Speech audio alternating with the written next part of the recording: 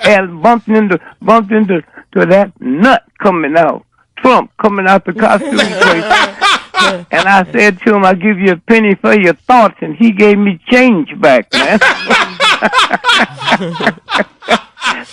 So he asked me what did I think about what happened. I said, "Well, I begin to understand you now. You're doing what a lot of Christians do. Before I didn't know that. I mean, I look at the Bible and I see where King David, saw that man's wife and sent for her, and didn't only just have her, got her pregnant, and then sent for her husband who was fighting his war, and he came back and he said, 'No, I don't want to have sex while my men is on the front line fighting.' So David killed him. So I'm looking at the same thing. I don't know why Christians are so upset. We have shelters for battered women, and we cannot give the address or the phone number because the men will come there and beat them again. So that's the first time I'm starting understanding Donald. And I got to go to the mental hospital and see my brother because I was just trying to trick him. He's a year older than me. He's never had a job in his life. So last Halloween, I went out to his house dressed as a job, and he had a nervous breakdown.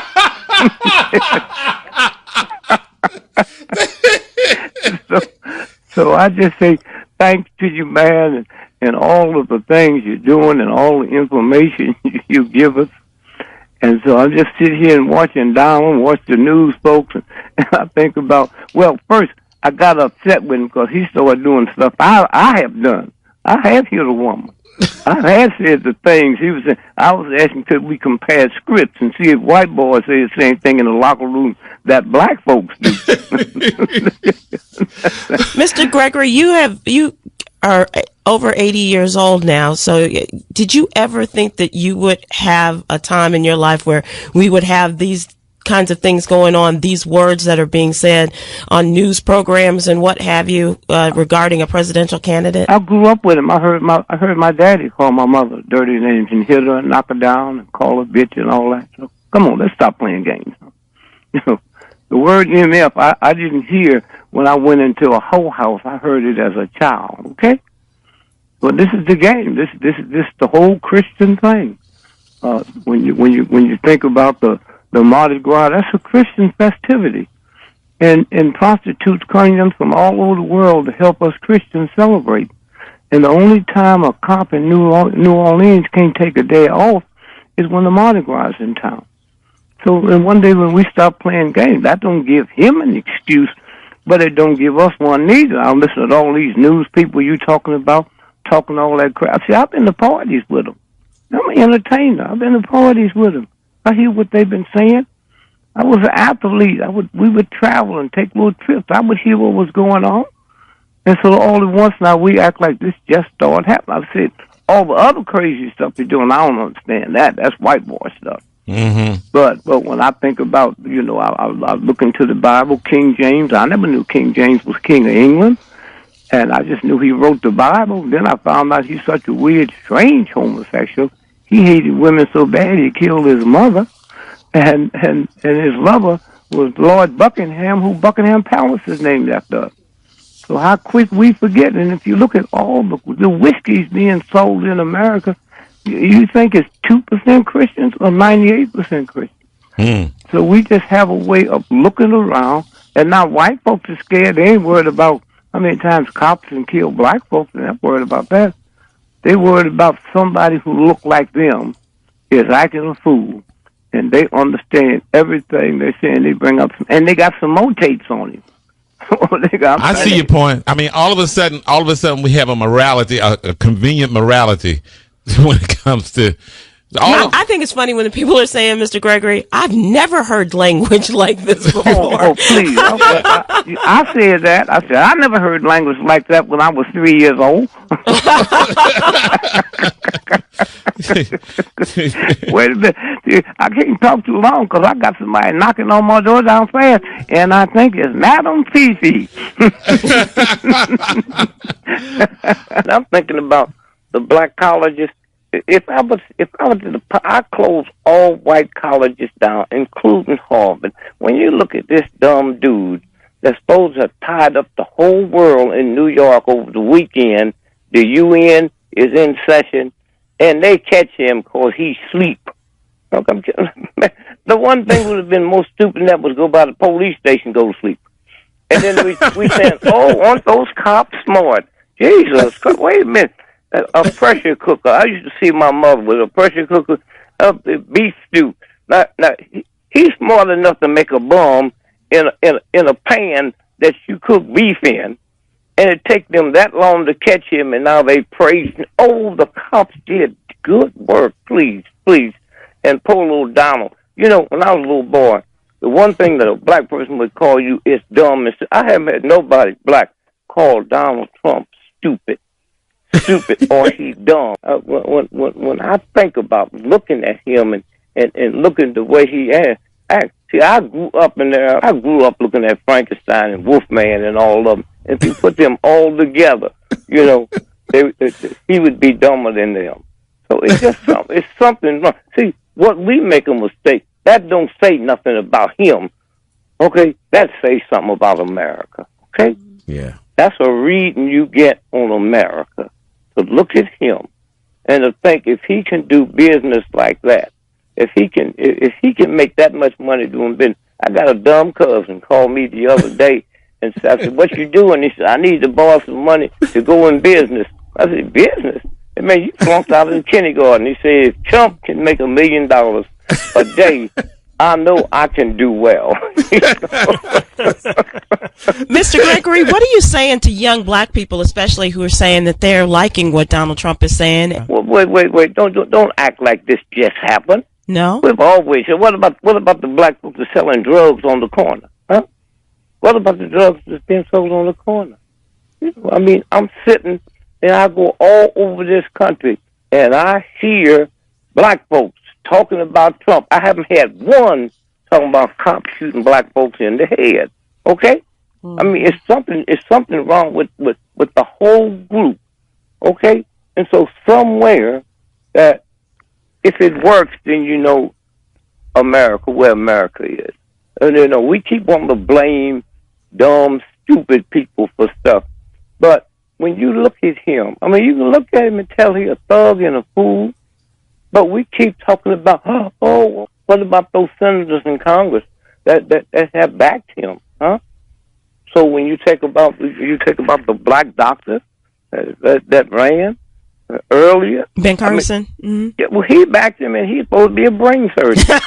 You know, I mean, look, I got a headache. I wouldn't go to a doctor now. Somewhere. But look. First, we got to back up and realize Hitler. When you think about the stuff that Hitler had, the intelligent people around him, this didn't just start. There's something about this whole thing. I went out to the zoo the other day.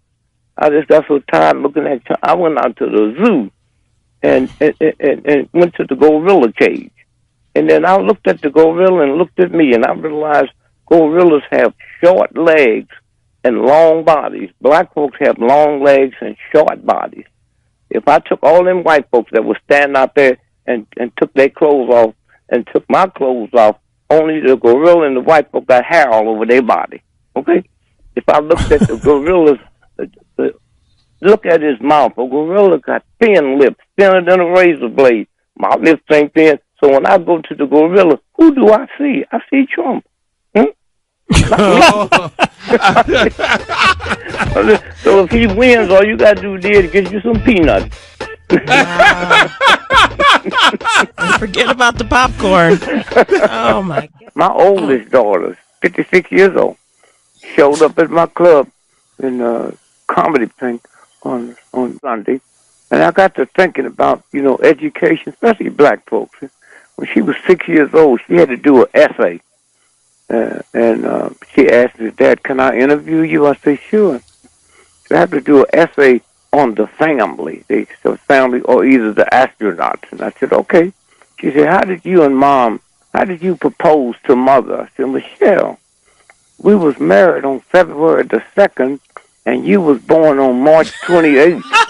He said, "Oh, I think I'll do it on the astronaut."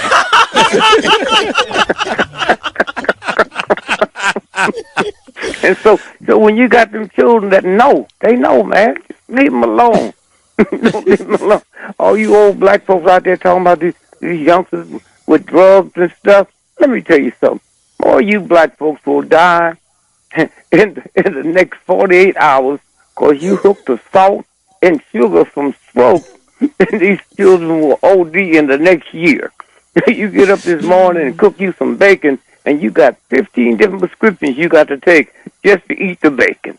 You know, somewhere when you understand, how fast this thing goes. And then I'm looking at this whole, and I'm surprised you black folks is discussing this whole the Trump thing. You didn't know white folks was dumb? No, wait. I want y'all to know how powerful white folks are. You understand? How powerful? You understand? First, we got Black History Month.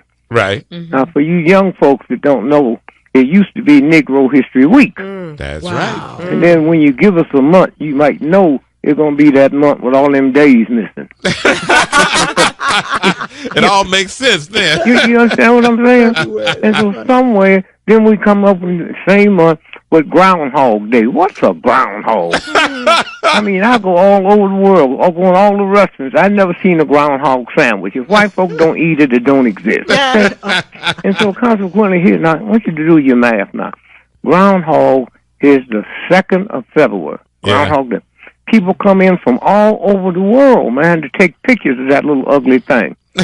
Now, if the groundhog sees a shadow 6 more weeks of winter, right? How could it not see a shadow with all them TV cameras with their lights on? Right. Okay? Now, watch this now. 6 more weeks of winter, February the 6th. So after this show is over, I want y'all to get out your calendars and circle February the 2nd. Now, spring is March the 21st. From February the 2nd to March the 21st is 6 more weeks. So somewhere. And I got married on Groundhog Day. Really?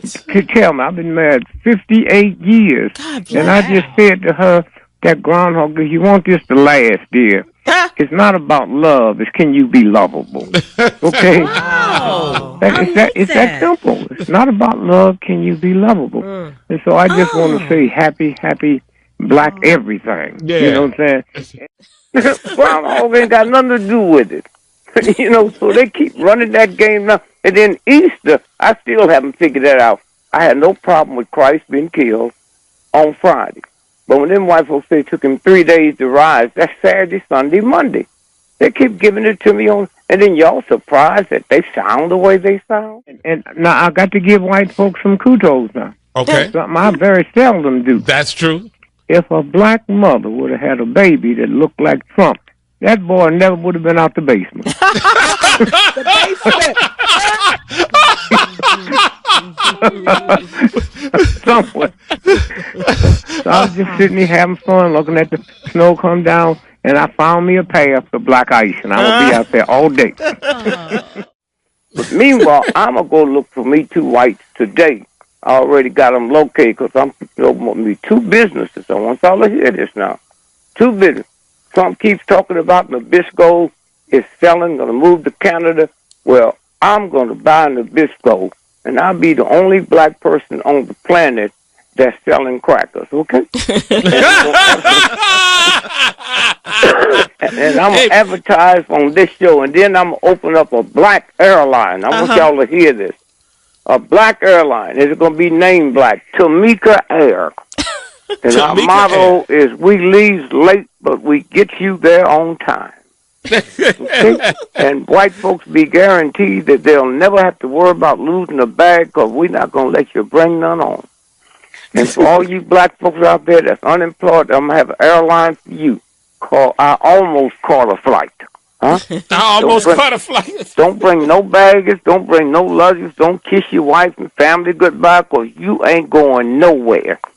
We just sit on the plane. You don't run out of any kind of material with all the things that are going on today, Mr. Gregory. I mean, between the politics and this political season, you got your fellow comedians like Cat Williams and all of this going on. What must you just sit there and just write away? No. See, I don't write. There's writers. Let me tell you something. A comedy writer makes more money than a comedian. Okay. But I don't write. I just listen to it, and then you start thinking about it. It's like when white folks talk about the size of their hands. Huh? And then white folks say, well, how could you say something like, look, white folks, you've been advertising Viagra on TV, about erections, and you don't worry about that. Right? My little 6-year-old grandson walked up to me and said, Granddad, what's an erection? I said, well, go ask your grandmother.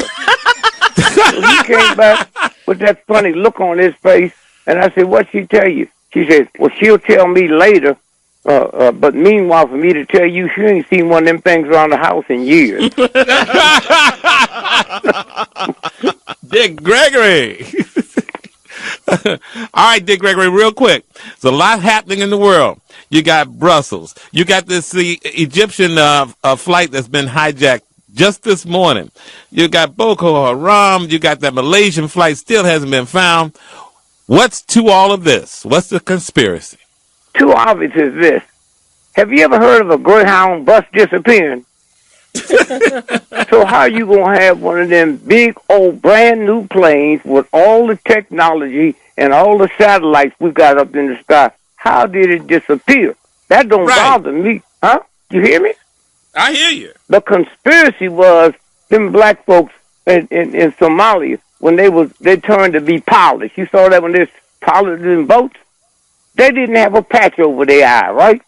Now, how can you have an African country that don't have 3 rowboats terrorize the mightiest white nations in the world? You buy that, you buy anything. I mean, what was that about? Huh?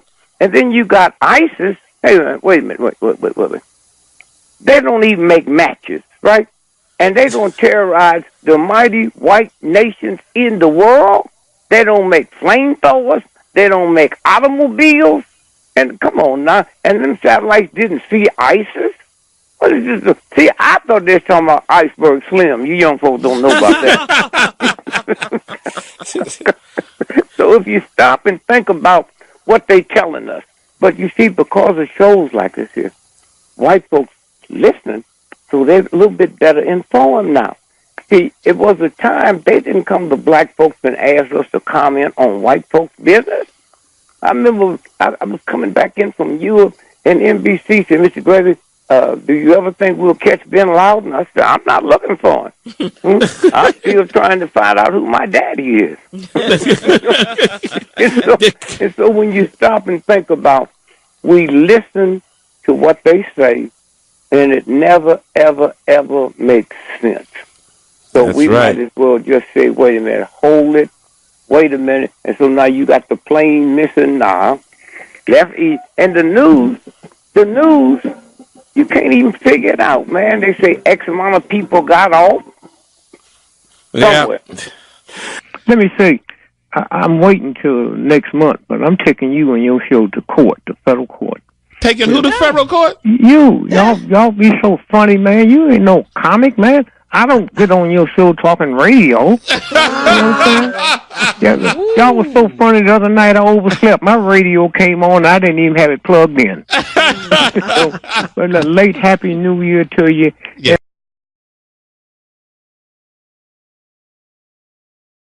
Brother Greg? Yes, sir, my brother. How you doing? I'm doing fine and getting better, man. And tonight you perform at the Hartford Funny Bone? Hartford Funny Bone. Then the Albany Funny Bone tomorrow. Albany Funny Bone. What? You're performing like you're a young man, like you got bills to pay. And I don't pay no bills now. You know that, man. That money I borrowed from you. yeah, I love it. I ain't never paid you, and you don't mention it. Until right now. No. He ain't. I brought that up. yeah, he brought that up. Right off on your income tax. Yeah, You know. yeah. That's his sister walked to me in Rome 3 weeks ago from here. And she said, Mr. Girl, you the weight loss man. What do I have to do to lose this weight? I just say follow a hoe around. You ain't never seen a fat hoe. Now, I don't mean do what they do, just eat what they eat. And if you want to see the fattest person, well, go to the Baptist church and sit next to the choir. You understand? And they always say, I don't know why I'm getting fat. I ain't eating nothing. And I said, well, you take that to Africa where they starving and get rich. What is your diet now? Everything's been recalled and salmonella, and I mean, what is your diet? All depend on who looking. What do you mean? Just what I said. I don't understand. If you ain't looking, I don't eat no chicken. Right? So what you think that was I had in my hand? You know? And a chicken, can you imagine? See, you know the economy is bad. 2 ways. When you hear serious white men on TV saying, buy 1 suit, get 7 free. That don't even sound right. My cousin was shoplifting, saying he went out of business. And that's all you got to be smart. Just go in there and buy 1, and you get 6 free, then bring the 1 back. Say it don't fit. You understand? And the other way, you know, see, Donald Trump, the only thing I ever like what he said when he called that white woman ugly. I ain't never heard a white man call a white woman ugly. You understand? Even when they dead, say the stunning blue, she dead, man. You know what I mean? But that's the games they play. And they powerful. Don't y'all think they're not powerful? They killed my Jesus and told me to call it a good day. I call it Good Friday. You see how it works? It's just there. It's a trick. And all you got, it's a trick because we try to answer white folks. Just say, well, what, where you think that plane in my backyard? And just shut up. You know, I can't prove it's where it say it is, and he can't prove it's not in my backyard. So it's that simple. That's simple, man. You understand? The greatest thing that's happened when they gave the sister, put her picture on the front of a $20 bill. Harriet Tubman. And you know how you know black folks had nothing to do with it? Oh. Because they would have lightened her up, had her look like she just finished Harvard. They put her on there so we all know what a slave looked like on the front. And I said, all you white folks don't like it, throw your 20s away. That ain't going to happen. And they had her, you know, she was indicted. Her 2 sons was indicted. A fugitive from justice. And they put a reward out for her. Well, she's on the 20 now. She can pay that. Yeah, she can pay that. How much y'all want? Here, come get it, you know. She's on the 20. And that's so wonderful, man. That's so wonderful. Did you go to the funeral? Oh, geez. Did you go to Ali's funeral? Never anything like it in the history of the planet. There's one mistake we make.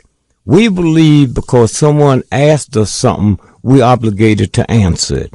So if you ask me something about chemistry or neutrons, I don't know. So we can't qualify to answer Muhammad Ali because that was coming from another order. You understand? Yeah. If you go look at him dance, they call it the rope-a-dope. White folks invented stuff because they didn't know what it was. That's from the other side of ballerinas. Okay?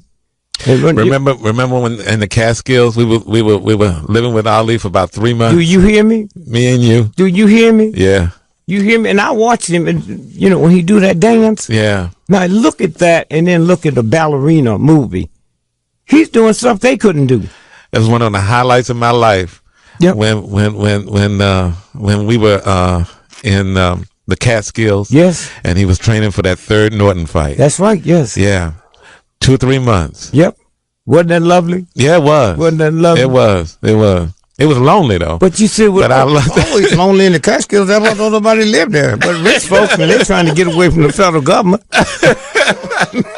you know, that's the game they play. Yeah. You know. You are all over the internet talking about what really happened to Prince. Yes. Yeah. Well, you see, first, some of that's a lie they put on me. What's that? 3 weeks before they killed him, I said that watch the purple on the 20th. That's Hitler's birthday. They've always had purple celebrations. I didn't know it was Prince. That's What? Hitler's birthday. Okay? He It's died the 20th. He died on Hitler's birthday? The 20th. 21st. The 20th. Now, what I got to do? I got to get a white boy to come in there and tell you. I said it's the 20th. I ain't but 1/20th. Wow. He died on Hitler's birthday. So that's what I thought it was. Now, you will understand this. He was in Atlanta the day before. Yeah. He did 2 one-man shows. Right. You saw the footage. Yeah. Did he look like somebody going to be dead in 24 hours? No. Okay, then he left there, got on a chartered plane. Now, Right. who rents those chartered planes? Warren Buffett. Okay? Now, how come they ain't said Warren Buffett's plane? Huh? And then he go to this little old PP hospital like 40 miles outside Chicago.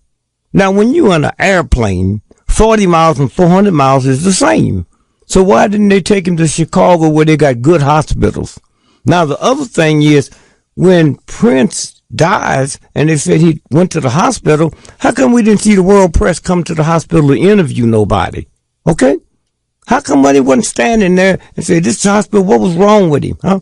And then he gets back on the plane and they say the next day he rides his bike around the compound. And we see a picture of him. Did you hear me? Well, Was that a picture of him? we thought. We thought we saw a picture of him. You hear what I'm saying? I hear what you're saying. I mean, they could take me in Hollywood and make me a duck. Bugs Bunny, Bugs Bunny laughing.